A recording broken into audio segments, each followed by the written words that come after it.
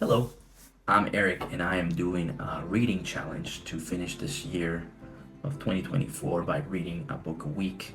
And I just finished my second book. The book is by the comic artist that puts out Dilbert. I don't know if Dilbert is still around, but it was very funny when I was younger. So this book is about failure, and I found this book really good. I found it really interesting.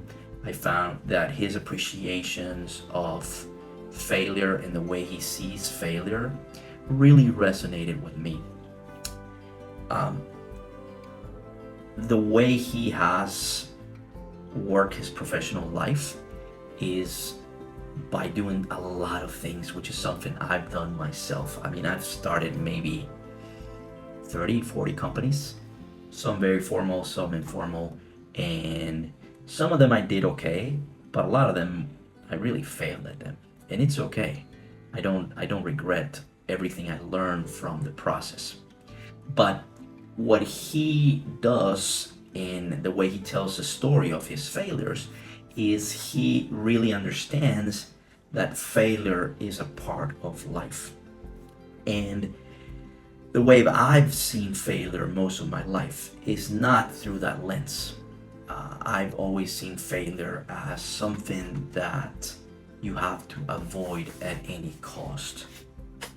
And one of the things I really like about his storytelling and the way he approached this book is he's a very optimistic guy. I can relate with that. I am a very optimistic person. Now that can backfire because sometimes you're too optimistic about what you're doing or your expectations on something that you're doing, but he seems to be very optimistic. He just writes from a very optimistic point of view.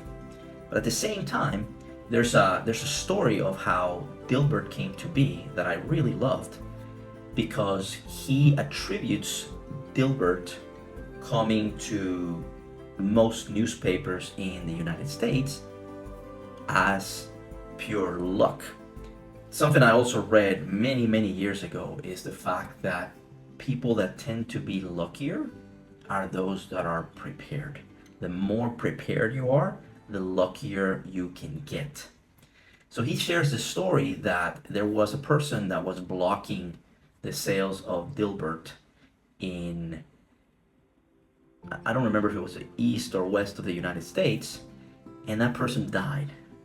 And then he sent it to the new person that was supposed to sell to that part of or that region, and she didn't really like it. But then one day she was going to go on vacation, and she brought Dilbert with her, and her husband was sitting next to her, and he started looking at the comic and he started laughing. So although it did not resonate with her, it resonated with her husband, and then it just exploded and she was able to sell it all over the newspapers in the United States. So failure and success have a lot to do with luck, but at the same time, people get luckier the more prepared they are. So I highly recommend this book. It's an amazing book. It's just full of funny stories. It's just full of great approaches on failure, and it will make you laugh, and it will give you a very good feeling about maybe times when you have failed in the past. So follow along. Maybe you're not reading a book a week and maybe you think I'm crazy. It's okay. I'm not doing it for you. I'm just sharing it with you. But read a book every 2 weeks, read a book a month, but read. Don't waste your time on social media. It's just, you're not going to learn as much as if you read and let your imagination flow and learn from all the riches that you can find in books. If you want to follow along this journey, click on the subscribe button, and I'll be sharing with you just everything I learned. I'll see you in the next video.